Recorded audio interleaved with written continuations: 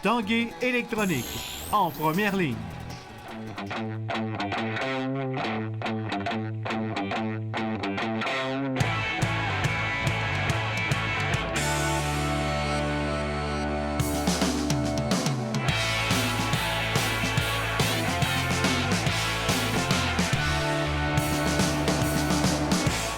Salut, ici Jonathan Fournier et bienvenue à l'Esprit sportif. Cette semaine, à Québec, plusieurs grands événements sportifs, le Red Bull Crash Test, le combat de boxe de Lucian Boutet au Centre Vidéotron et bien sûr, la Coupe Vanier. On vous en parle un peu plus tard dans l'émission. Tout d'abord, parlons des Remparts de Québec. 2 matchs au Centre Vidéotron en fin de semaine dernière. Une victoire contre les Huskies vendredi soir et une défaite hier après-midi contre les Foreurs de Val-d'Or. Ce matin, nous avons fait le point avec Philippe Boucher.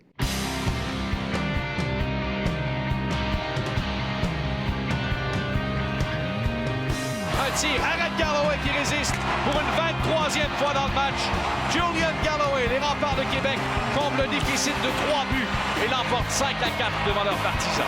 Philippe, on a réussi à exécuter une superbe remontée vendredi dernier contre les Huskies.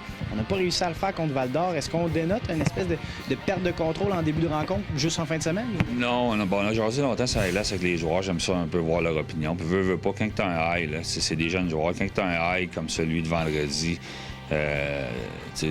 l'ambiance dans le building, puis tout, c'est dur de... la montagne russe du hockey junior, là, d'être haut, d'être bas, d'être haut, d'être bas, c'est difficile de trouver le juste milieu des fois pour nos jeunes. Puis je pense que c'est ça qui est arrivé, honnêtement. On était sur un high, tout le monde était vraiment fier de la manière qu'ils ont joué contre la meilleure équipe de la Ligue. Impose sa main, impose, tire, frappé, et le but! Auguste impose, et les Remparts prennent les devants!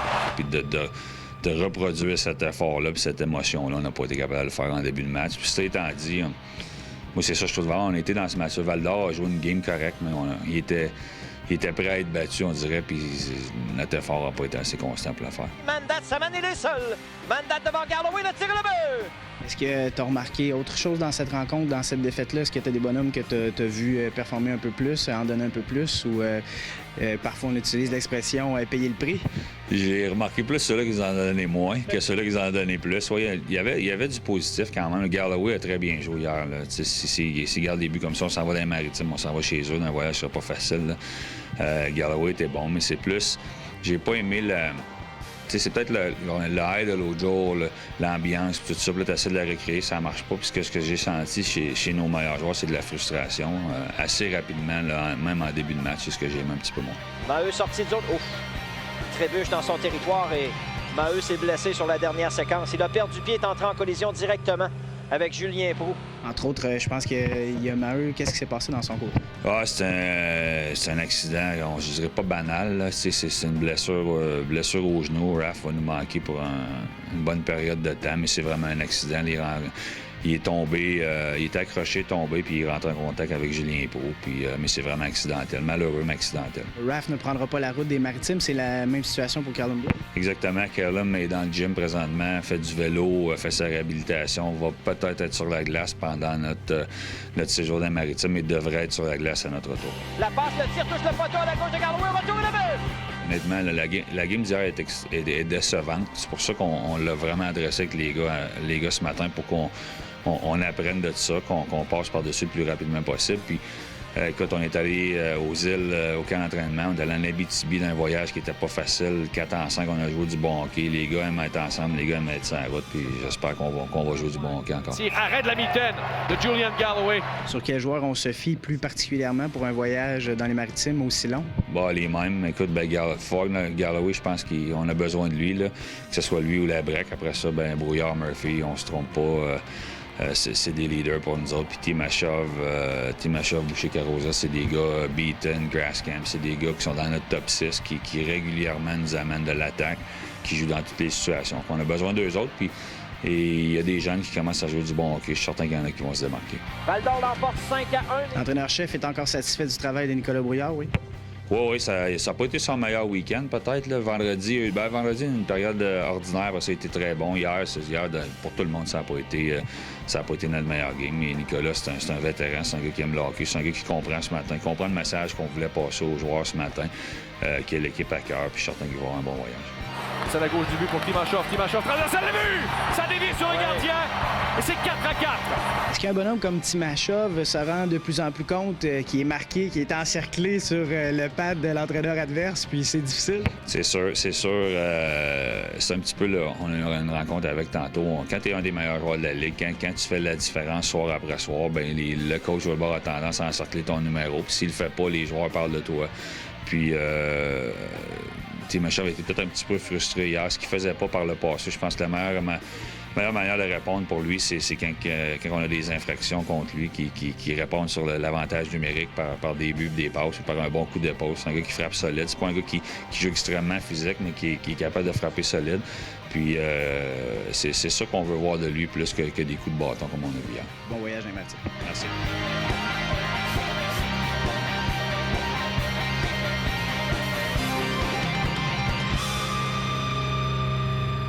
Après la pause à l'Esprit sportif, la Coupe Vanier s'amène à Québec.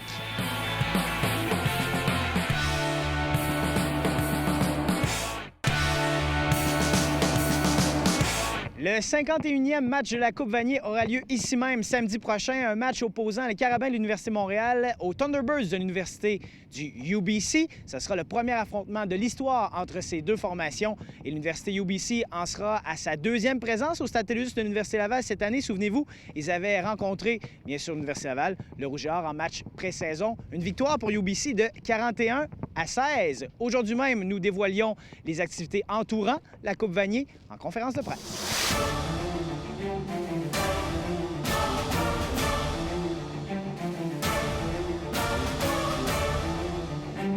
Ça va être la fête du football universitaire dans la meilleure place qu'on peut pas avoir au Canada pour ça.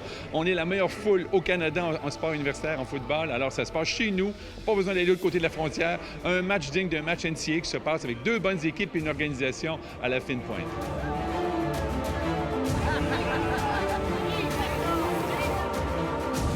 3 heures d'action, mais des mois d'organisation. Ah oui, 11 mois d'organisation pour 3 heures de match, mais c'est extraordinaire. On est vraiment emballés.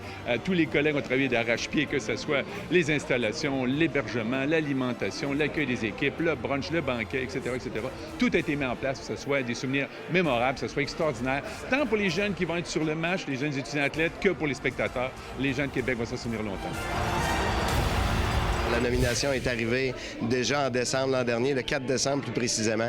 Alors, c'est tout près de 12 mois de préparation. On est très heureux. On est très, très fébrile à l'approche de l'événement.